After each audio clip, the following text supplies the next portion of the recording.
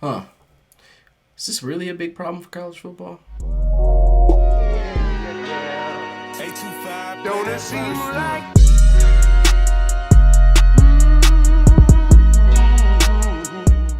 Yeah, man. So I ran across this interesting video from this dude on YouTube called Behind the Lines, where basically he was saying college football has a huge problem. Let's listen to what he has to say. Dennis Dodd. Dennis Dodd over at CBS, he released a rather alarming report late last week. For the seventh straight year, attendance at college football games declined. The 2021 season saw a 15% drop. Attendance numbers for last year were the lowest since 1980. Some are blaming the smaller conference programs for dragging attendance numbers down. That's not the case either. The Sun Belt, the MAC, they actually saw attendance gains. The Power 5 is dragging numbers down. The Big Ten was the only Power 5 conference that saw an increase in attendance in 2021, and that increase was 0.003%. Basically, one extra fan attended a Big Ten game this year. The SEC, the conference people like to compare to the NFL, they call it a mini NFL, minor league NFL. The SEC had the lowest attendance since 1999. Big 12, lowest since 2000. Pac 12, lowest ever. ACC, lowest since 1990. Hell, they were struggling to sell tickets to the national championship. When I was in Indianapolis, we were online buying our tickets. You could get nosebleed seats for $500. And this was on the secondary market. Paul Feinbaum is blaming television. He claims the attendance problem in college football can't be fixed. There are so many games on television, people have college football parties. It has never been easier for fans to watch college football at home. If that's the case, how come ratings in college football were down this year? The 2022 playoffs were the least watched ever.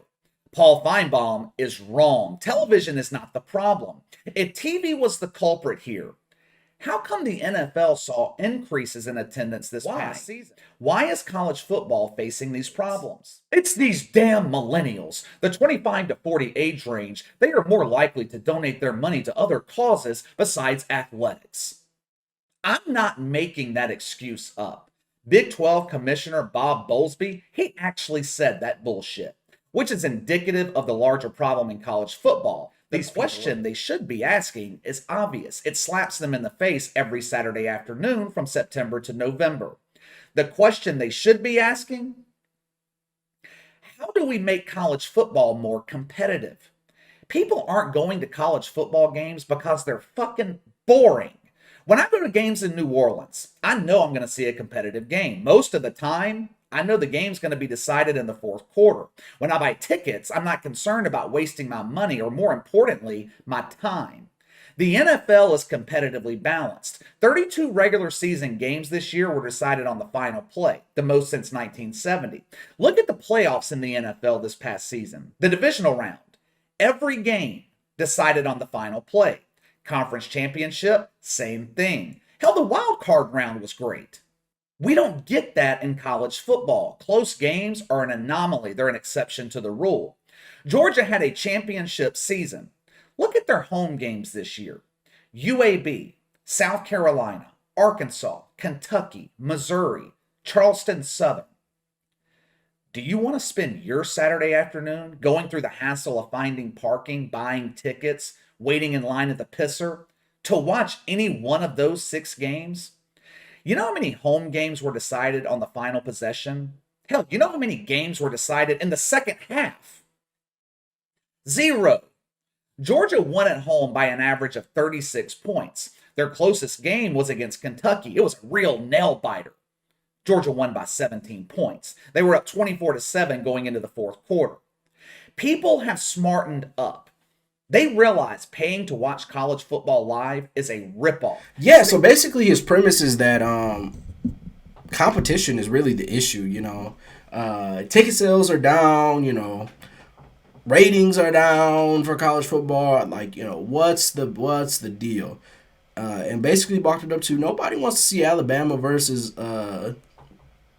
Georgia Southern and watch Alabama dog walk Georgia Southern. on a Saturday. No one wants to pay ticket money to get that. And I'm kind of inclined to agree. Yeah, so again, I'm a football coach. Love football. Love the sport. Love watching. I enjoy football, right? College football has that problem. It has a competitive balance issue, and it also has a funding issue. Basically, I don't know if you noticed, but it's hard for a lot of teams to really crack up into that top group and to be among that elite talent, right? Um, it's very hard, and that's because people have a stranglehold on college football as far as monetary wise, with the money they can put in their facilities and stuff like that, and also recruiting. You know, recruiting hotbeds, but the competition is terrible, right? It's awful. Half of Alabama's schedule, not half, but a good portion of it is just like they're playing people they have no business playing, and they have no business playing them. But that will never stop, and I'm gonna tell you why it will never stop. That will never stop because those schools make money, and they make a lot of money coming in and just getting the crap kicked out of them. It won't stop. They don't want that to stop. The big colleges don't want that to stop. They want their tune-up game, and the schools, the smaller schools they come and beat up on, they want that money for coming there and getting embarrassed, And most people will say, well, sometimes you get it upset. Like, they talk about Appalachian State or, I'm trying to think of when the last really crazy upset was. Those are so rare and few and far between. Like, if you take the average of big programs playing super small programs, like when I went to Iowa, anytime Iowa, other than the one time North Dakota State came in and gave it to Iowa, most of the time, those schools that they played on that lower level, they dominated them. It was over by halftime. And I was a season ticket holder when I was there. So, like, I'm someone who went to games at Kinnick regularly, and yeah, most of those games against they were tune-ups. Those games were over at halftime, and I was just like, you feel like it's a wasted ticket, man. Honestly, like people in the same level don't play each other. I don't want. Alabama needs to be playing somebody else. And I guess with the addition of Oklahoma and Texas, maybe that'll be the case. But I don't know how Oklahoma and Texas are going to fare in the SEC. It's going to be hard for them. I think Texas may get a boost. Texas actually is going to have a revival. Quinn Ewers going there has brought a lot of talent there. So if Quinn Ewers is all that he's propped up to be, watch out for Texas. But on the other side, it's just like, playing these small schools, I don't think helps college football. It does nothing for the sport, and coaches and people get mad when people don't show up to those games. But it's just like we know what's gonna happen. What, you're gonna lay an egg because we don't show up? No, you're not. You're gonna take care of your coach. We know that. So it's just like. Something needs to be done about that in the funding aspect of this. There needs to be a way where Power Fives are incentivized to play other Power Fives and to get these tougher schedules going, which is what the BCS did. And I know people who are fans of the BCS era will say, this is what you get. And I won't be inclined to disagree with you. But the BCS also never it had a lot of its own flaws. Let me say that. So, the talk has been about opening up the college football playoffs and adding more teams, but that whole conversation has been stalled. And pretty much when you do that, then maybe they're inclined to play other teams, but it's doubtful. Yeah, I think the issue is a two-pronged issue that needs to be solved. The funding to these smaller schools. They need to figure out a way to get more dollars to these smaller schools. And two, they need to incentivize more competition. We don't want to see George Mason University versus Alabama. We just don't want to see it. I don't want to see Ohio State playing Northern Illinois University. And that's no disrespect to the MAC. That's no disrespect to anybody else. I went to Eastern as an undergrad. No disrespect to the MAC. Went to Eastern. as an undergrad. No disrespect to the man. Love the Eagles. Go Eagles. We've had a great turnaround under Coach Creighton.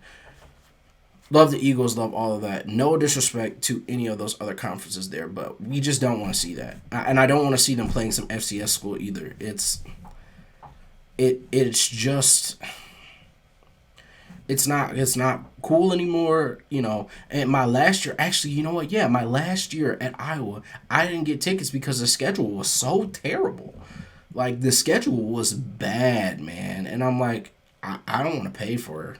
Why would I get season tickets for this? I don't want to pay for this.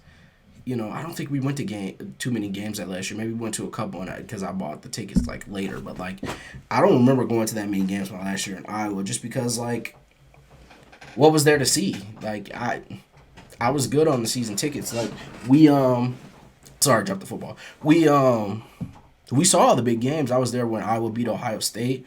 Stuff like that. Like that moment right there is why these teams need to play more competition. Iowa beating Ohio State and in the fashion that they did it and being there in that moment and storming the field was crazy, and every fan would have loved to have had a ticket to be at that game. That game was sold out, but I will remember that for the rest of my life. I won't remember Iowa playing Northern Iowa University. I won't. I won't remember that. So yeah, I won't remember Michigan playing some podunk school. I won't. So you know. Let's fix the competition problem. Let's fix the funding problem, so that we can see more competitive football out there. That's the aspect that we want to see. We want to see more competitive football. I think there's a way to fix the competition, fix the funding, and preserve. You know, because that's what makes. And this is the one thing I disagree with him on. The reason college football is so unique is the historical aspect of college football, right? Like the history behind it, the rivalries and stuff like that. But eventually, those rivalries no longer become rivalries, right? Iowa State is a rivalry. Because both programs are relevant, right? You know, certain rivalries aren't rivalries anymore because one program is dominating them. Um, you know, and it's just time to kind of be able to switch some things up. You don't get a chance to make new rivalries. Like, you know, what if I wanted to see a new rivalry? Like Alabama Clemson at one point was like starting to become a new rivalry. Like we need to see those type of things in college football in order for college football to be successful. So solve the competition problem, solve the funding problem. Get us to see. I want to see Iowa versus Alabama. I mean, Alabama may smack Iowa, but that's better than them playing like, you know, some school that we all know that they're just gonna dominate. You know, that may be more of a competitive game. You know, sometimes some games are more competitive than you think they would be, and sometimes they go the way you thought. Like, you know, the Cincinnati Alabama game in the college football playoff. You know, that wasn't as competitive as we hoped uh, at all. But you know, not every case is that case. Not every case is just like that. So, yeah, man, get in the comments. Let me know what you think about college football, or the state of college football, and where it's at.